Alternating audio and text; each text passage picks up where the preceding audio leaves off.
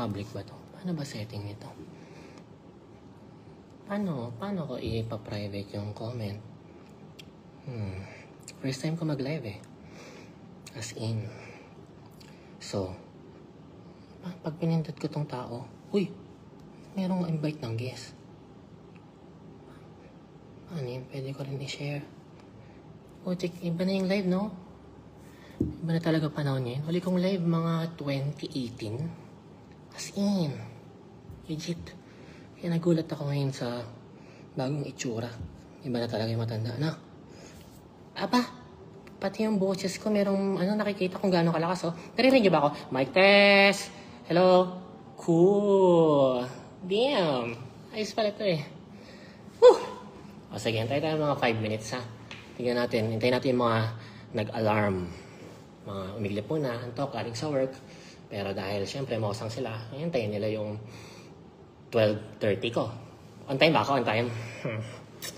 Well, so may mga nag-aabang ba sa IG? Kung may nag-aabang sa IG, chat nyo na. Sabi mo, Mars!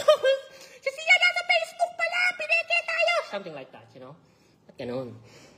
Sabi niya, IG daw. Well, naisip ko kasi kung mag-IG ako, limited lang yung reach. Diba? Unlike pag dito, ayan. Saan tayo? Paano ko ba i-ano? Mga friends ko lang pwede mag-comment. Ang daming viewers 41,000. Carry lang. Pero marami na rin yung kahit paano sa live. Pero feeling ko madadagdagan pa to.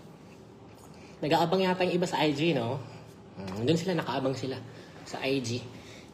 Pasensya na kung lumipat ako sa Facebook dahil nga mas malawak yung reach dito. Diba? Pag doon, limited lang, pupunta pa kayo. Hindi naman ako lalabas sa news feed yan. Like dito, ilang million kayo, daang libo. May kita nyo agad. So, ayun. So, ito. Favorite ko to. Ship. Woo! Grabe, kitang-kita yung butas ng ilong ko. No? Ganun kalapit to. Paano ba yung pinapalabas sa ilong? May kalokohan ka. Woo! So, 23:32. Thailand time. So, it's 00:32. Sige, tayo pa tayo mga 3 minutes. Kasi may listahan ako dito eh. Yung pagkakasunod-sunod. Wala naman akong script. Mukha naman akong siyong pag nakascript. Pero meron ako dito listahan. May listahan ko. Ito. Naku, na-screenshot. Charot. So, talaga nagpuyat kayo, no? Pasensya na ako, may ako ng pasensya sa inyo. I sincerely apologize kung pinag-intay ko kayo na matagal, mga mosang, na parang wala akong respeto sa inyo. Alam ko naman na meron akong obligasyon sa inyo na maghayag ng chismis, lalo na dito, isang napakalaki tong Katniel. Di ba? Grabe, sa sobrang tindi ng Katniel, nag-giveaway na si Andres Bonifacio. Imagine that. Di ba? Anong paano nag-giveaway? Si Andres Bonifacio, sinelebrate niya yung birthday niya ng 28. Bakit ka mo? Para sa Katniel kasi simula next year, November 30, 2024 and sa mga susunod pa, ito na yung araw ng Katniel. Hindi na to araw ng Bonifacio. Bonifacio din, hindi na. Nambug na sa 28, nag-giveaway na si Andres. Ganun kalupit ang Katniel. Diba?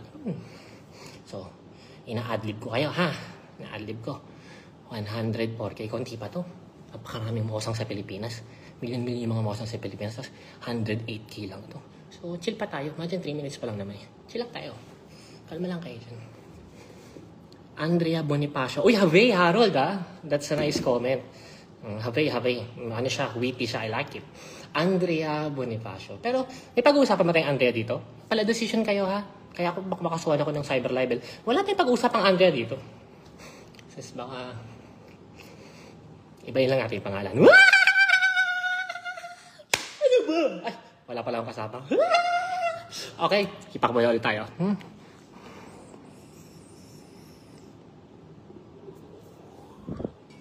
Damn. Pangis, bro. Ship. Sarap. Okay, 1 minute. Mag-i-start na tayo, ha? 23. Bilang respeto sa mga nagpuyat. 23:35. So, that's 23:34. 00:34. 12:34 a.m. Sorry, nag-military time na ako. Alam na, ganun na ngayon, military time na eh. Mga 1 a.m., 2 a.m., 3 a.m. Yucks! My God, that's very local, you know? Ew! Dapat pag shala ka, bro, what time tayo mag-meet? Mali, Tagalog pala yun. Ulit, English. Hey bro, Chris, what time are we going to meet? See you at 2200. Boom! Dapat ganun! My God, kadiri naman yung see you at 10 p.m. Yucks! My God! Diba? Op, hipak muna tayo.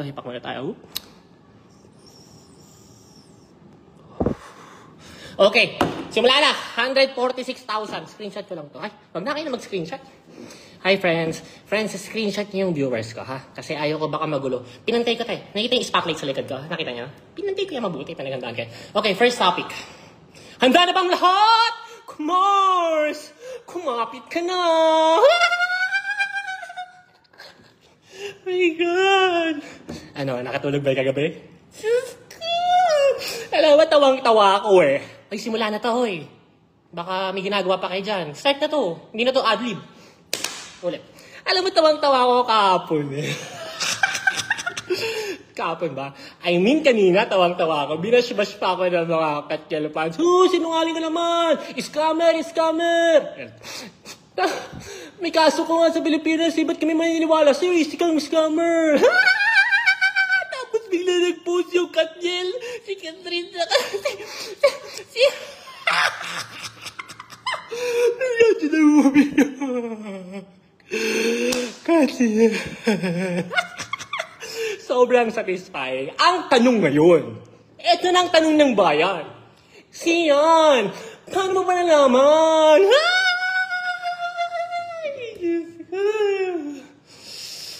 Okay, ang first topic, basta sa listahan ko.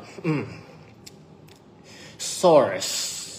Okay, ang pinakauna kong source kung bakit ko nalaman yung hiwalay ang Katniel sa totoo lang, si OG Diaz. Alam niyo yung mali ninyo eh. Binash niyo si OG Diaz. Institusyon na yan sa showbiz chismis. Siguro dahil mga bata pa kayo, Generation Z kayo, ay iba batang millennials. Mga 19, 20, 21 years old, 22 years old, hindi na kilala si OG Diaz. Kilala ko yung personal. Inaanak ko yung bunso niya eh. Si Miracle, napakagandang bata. Inaanak ko yun. Kilala ko yung personal. At saludo ko dyan, yan ang haligi at institusyon ng Philippine Chismis. Paano ka nasabi? Alam niyo bang ako, 30 years old, pinanganak ako 1993, pero 1992 pa lang, meron ng show sa TV sa OG Diaz about chismis sa mga artista. Uulitin ko ha, yung kinikilala ninyong pambansang Marites na tinitignan niyo as credible person na pinanganak ng 1993, si OG Diaz, 1992 pa lang may show na yan. Hindi pa ako pinapanganak, nasa tiyan pa lang ako ng nanay ko. Meron na yung show, tapos sasabihin niyo na sinungaling, pag yan nag-splok ng chismis, 90% totoo na yon. Gigil ako.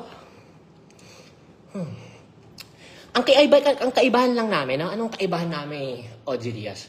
Kasi ako yung naging pambansang Marites ngayon after branding myself for the past few years. Na talagang pagsisiyan ka sa nag-chismis, papaniwalaan namin to. Kahit convicted scammer pa yan, kahit kilala yung criminal dito at scammer, talagang pagdating sa chismis, maniniwala kami dyan. Yun yung kaibahan. Pero kung usaping background na hindi nalalaman, grabe yung si OG Diaz. So doon ako nag-idea. Sabi ko, uy, perfect opportunity to. Sabi ko. Kasi ang dami na nagpapanggap na Marites eh. Parang nag-hiatus ako for about 2 to 3 months. Tapos nagulat na lang ako. Pagbalik ko sa social media, nag-hiatus ako eh. Nanahimik ako ng end of August until end of October. Nag-hiatus ako. Tapos pagbalik ko ng November, dami na nagpapanggap. Naapakan yung ego ko eh. Sabi ko, bumabranding kayo ng Marites ha. Sabi ko, sige. Gagamitin ko tong issue ng Katniel breakup para ipakilala kung sino talaga ako at ako ang nag-iisang pambansang Marites. Kaya doon ako nag-interest. Ngayon, siyempre, hindi naman tayo pwedeng focus lang kay OG Diaz. Pag napagsinabi niya, yung source lang niya or siya lang talaga, yun lang yung papaniwalaan. Hindi naman pwedeng ganun. So ako, ang ginawa ko, dami kong kinontak, die! Imagine, nasa Paris ako, chinecheck yung mga Aurora Borealis, saka yung Eiffel Tower, pero may mga kachat ako, break na ba yung Katniel? Whoop, hipak ko na, hipak. Ship. Okay. So, after confirming 4 sources, sino yung una? OG Diaz. Tama? Yun yung una eh. Pangalawa, pangatlo, pang-apat, hindi ko na pwedeng sabihin kasi I-protect my sources eh. Pero nung na-compare ko yung ika-apat, eto na, isa-set ko na yung date. Dapat mag-announce ang Katniel ng kanilang breakup November 30, Andres Bonifacio Day. Pero sabi ng mga sources natin, ayaw pa daw nila paalam sa mga Katniel fans. Matagal na pala, Mars. Hindi pala recently. Pero dinedelay lang nila yung announcement. Huwag kayo maingay ha. Baka may makarinig eh. Atin-atin na lang ha. Okay lang ba? Matagal na palang break. Check ko lang baka may makarinig. Matagal na pala. Ayaw lang nila paalam, dinedelay nila. Pero dahil pala desisyon ako magde-decide. Gusto ko i-announce ng Katniel ang kanilang breakup katapusan ng November 30. Bakit ako? Ako masusunod. Kailangan i-flex ko yung ego ko eh. Ako yung probinsang marites! Something like that.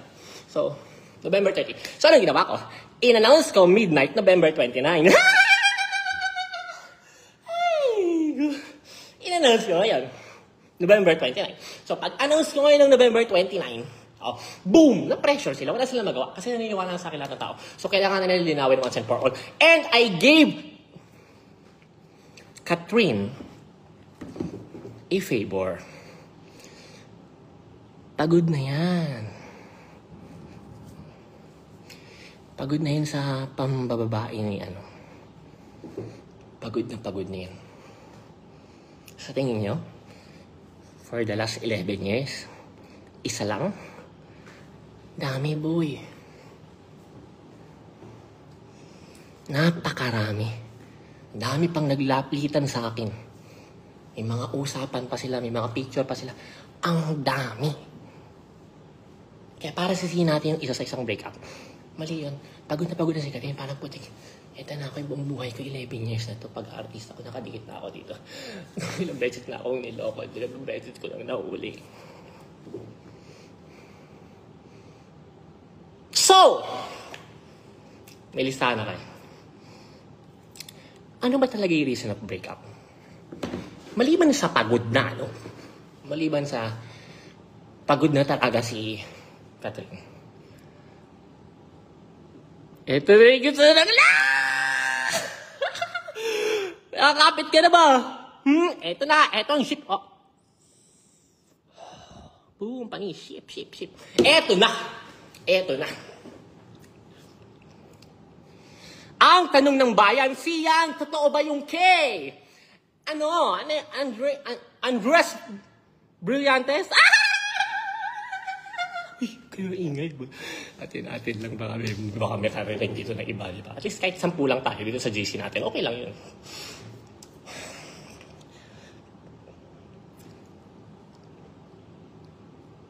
Nagkita daw eh. Nagkikita. Multiple times na. Lalo na yung after ng breakup nila ni Richie. Yan ang chika, ha? Hindi natin yan sure. Sila nakakalam na katotohanan. Ilan yung nasadap ko. Tapos, ito yung nakapagpapuno kay Catherine. Kaya binatawag, parang pagod na ako. Kaya lang na nag-break na sila few months ago. Ayaw pa rin sila pa-announce ng management. Negosyo yan, Brad eh. Laking negosyo yan. Daang milyones yung value niyan. Tapos sa announce mo lang, na-break na kayo. Brad, branding yan, Katniel. Baka pansin, mahina 20 million. Tapos sa announce mo na break up. Of course not!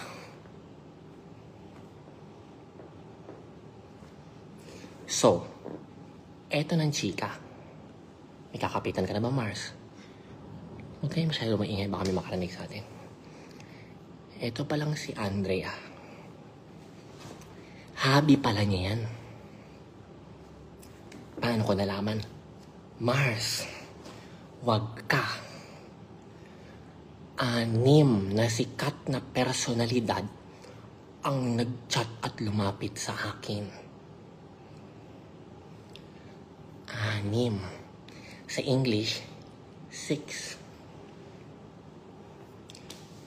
Para sabihin na ito palang Andrea, yung jowa nila, yung aura nila,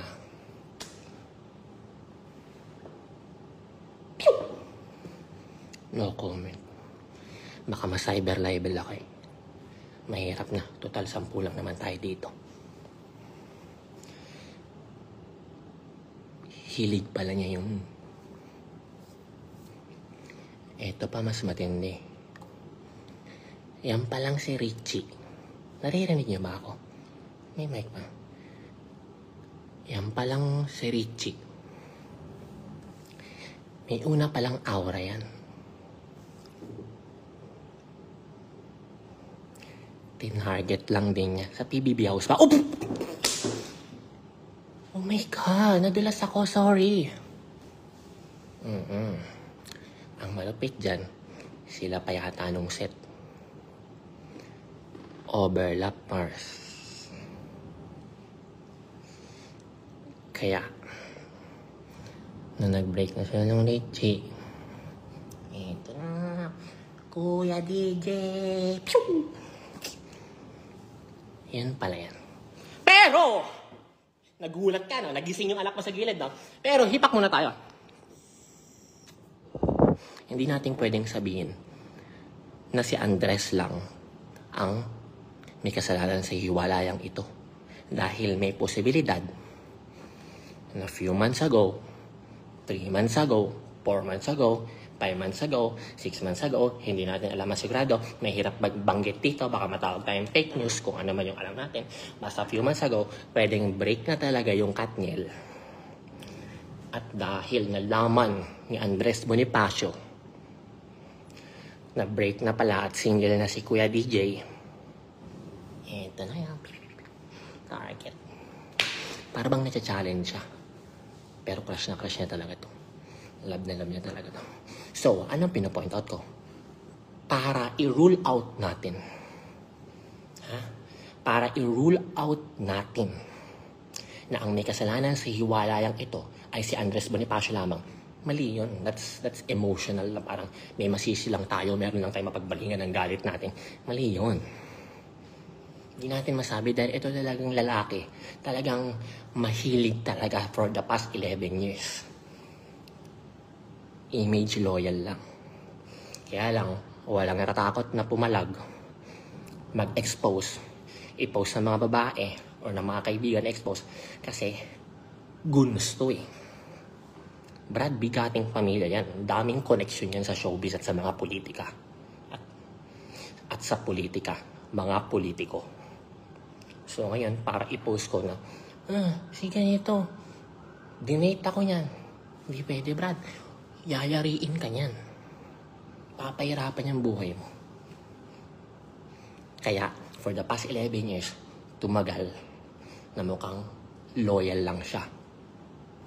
Nagets niya ba yung punto? Kasi takot lahat. Walang lumalaban talaga. At ngayon, going back, so napagod na nga si babae. Pagod na sa mga pamababae niya. Nag-break sila. At possible na nag-break sila, doon lang sumausaw at pumasok sa eksena si Andres Bonifacio. So to rule out na siyang dila ng hiwalayan, mahirap masabi. Ngayon, lumabas na lang sila screen sa kanilang mga official statement. Siyempre, for the sake of business, kasi kahit hiwalay na rin naman sila, tuloy pa rin ang negosyo as separate branding. Ano yun? Ba't parang tatalsikan ko ng laway yung camera ko? Laway ko ba yun? So, okay na mga Mars? Patiktingin ko na listahan ko. Okay na Mars. Salamat sa pakikinig. Huwag mo na lang sana ipagkalat, ha? Atin-atin na lang baka sabihin, chismoso ko. O screenshot nyo nga itong 345,000. Boom, panis.